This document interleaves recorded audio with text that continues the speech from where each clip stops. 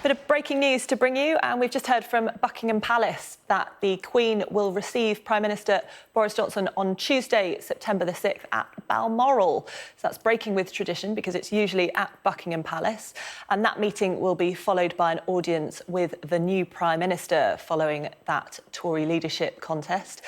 As we said, that's come from Buckingham Palace in the last few moments. We can go live to our royal correspondent, Rhiannon Mills, now for some more detail. Rhiannon, presumably at Balmoral because of the Queen's mobility issues?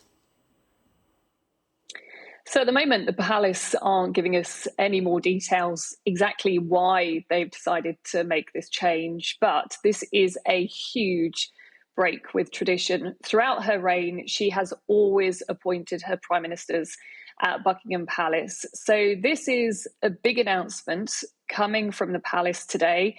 And I think, of course, we have to look back at the fact that certainly over the last 10 to 12 months, we've increasingly been talking about the Queen's mobility issues, about the fact that the palace have had to be a bit more practical when it comes to what exactly they're asking the 96-year-old monarch to do. It has to be said, it isn't a huge surprise that they've now announced that this is actually going to take place up in Scotland. She, of course, is carrying out her holiday up there. She travelled up to Scotland at the end of July. She always spends August and September up in Balmoral. She loves that chance to have family time up there. Also, it has to be said, there's nothing unconstitutional about the fact that she will accept Boris Johnson's resignation and then appoint a new prime minister up in Balmoral. She, of course, is able to carry out engagements up there.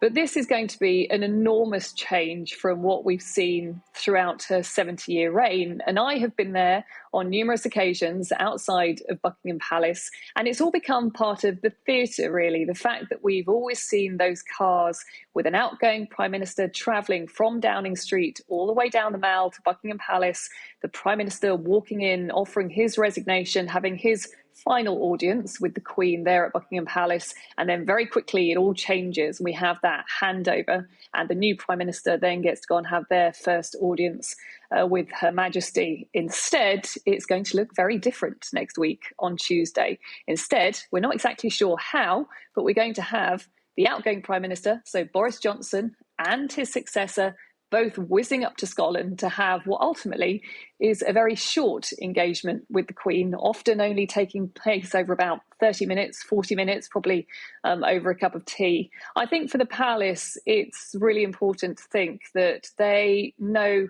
well, they've been probably mulling over the optics of all of this. You've got a couple of things going on. Number one, of course, we talk a great deal at the moment, don't we, about politicians, members of the royal family using aircraft, using helicopters, using planes. Is it unnecessary during this time when we're talking about the climate crisis? So does it necessarily look that great that Boris Johnson and his successor are going to be having to head all the way up to Scotland?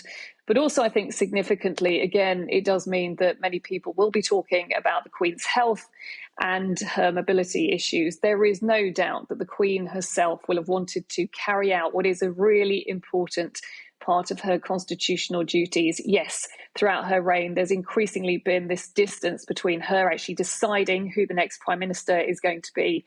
But it's always been very important that she has been the one who has appointed the next Prime Minister, in essence, handing over that executive power. So we are still going to see that take place up in Scotland next week. Also, it's going to be fascinating to see whether or not we're actually going to see the Queen before that. We haven't actually seen her since she arrived in Scotland. We know that the usual ceremony where she arrives at Balmoral, that had to be cancelled and was carried out in private for her comfort. However, this weekend you have got the Braemar Gathering coming up. So that's the Highland Games, which we know that she absolutely loves. So we wait to see whether or not we see her at that on Saturday. But of course, the big moment is going to be Tuesday, where she is going to welcome Boris Johnson for one final time. And of course, we wait and see whether or not it's going to be Liz Truss or Rishi Sunak, who are also heading to Scotland to see the Queen.